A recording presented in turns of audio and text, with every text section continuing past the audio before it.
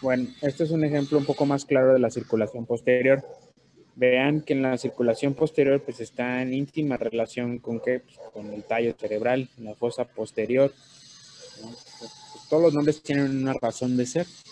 Bueno, aproximadamente por esta parte de aquí está el foramen magno, que es pues, el agujero magno, lo que comunica pues, el cráneo con la columna.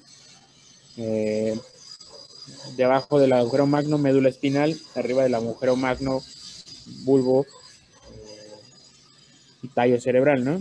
Tallo cerebral compuesto por encéfalo, puente y bulbo. Nervios que nacen del mesencéfalo, tercer y cuarto nervio. Bueno, como les había comentado en la clase, en clases de anatomía, cuando vimos esto, vamos a dividir el tallo en tres porciones, ¿sí? Tres complejos neurovasculares se les llama. Por eso es que cada porción del tallo pues tiene su síndrome específico de tipo isquémico. El primer complejo neurovascular es el mesencéfalo. El mesencéfalo, ¿qué nervios nacen del mesencéfalo? Tercer y cuarto nervio craneal. ¿Con qué arteria se relaciona el mesencéfalo? Con la arteria cerebelosa superior. Arteria cerebelosa superior, SUCA, por su abreviatura en inglés. Entonces, mesencéfalo, tercer y cuarto nervio, SUCA. Puente, que es esta cosa gorda de aquí. Puente se relaciona con quinto, séptimo y octavo. Quinto, sexto, séptimo y octavo. Aquí está quinto, sexto, séptimo y octavo en el ángulo pontocerebeloso. Y se relaciona con la AICA o arteria cerebelosa anteroinferior, ¿sí? Con que se sepan las abreviaturas SUCA, AICA. Y el último complejo neurovascular pues va a ser el bulbo. La arteria que se relaciona es la pica o cerebelosa posterior-inferior y se va a relacionar con el 9, 10, 11 y 12, ¿sale? Cada complejo pues se une al cerebelo con su pedúnculo cerebeloso correspondiente, pedúnculo cerebeloso superior, pedúnculo cerebeloso medio y pedúnculo cerebeloso inferior, ¿sale? Esta es la arteria vertebral del lado izquierdo, arteria vertebral del lado derecho, se unen para formar la basilar. Y aproximadamente donde termina el mesencéfalo, se va a dividir la arteria basilar en las dos arterias comunicantes, en las dos arterias cerebrales posteriores, perdón, ¿sí?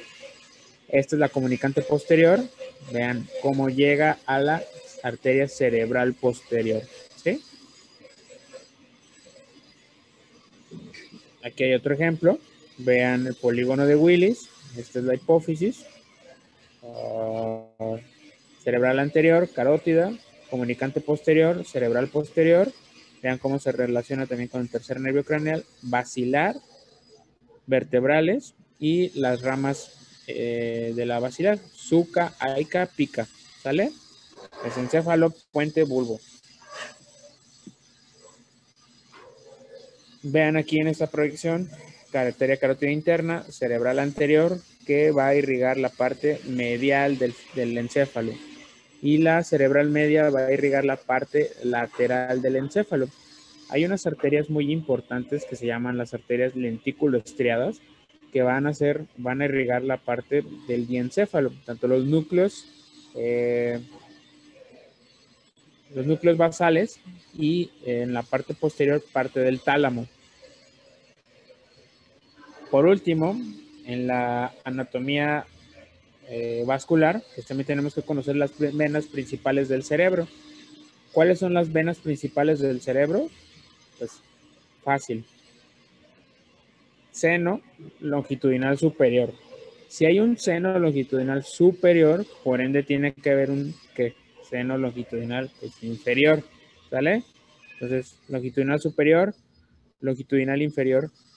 El seno longitudinal inferior se va a unir a las venas cerebrales internas para formar ¿qué? El seno recto. La unión del seno longitudinal superior con el seno recto, aquí va a estar en la tórcula o la prensa de erófilo. Y como ustedes saben, pues se divide en dos, hacia el seno transverso y ya después se transforma en el seno sigmoideo, ¿sale? Entonces esas son las venas que ustedes tienen que saber. ¿Por qué es importante saber esto?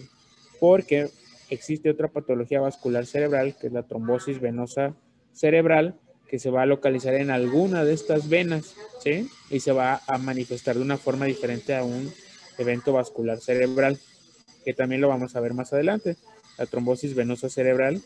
Y lo más común que ocurra es en el seno longitudinal superior, ¿sí? Bueno, ya que vimos las diferentes arterias, tenemos que saber, bueno, si ya me aprendí las arterias, doctor, ¿de qué me sirve eso?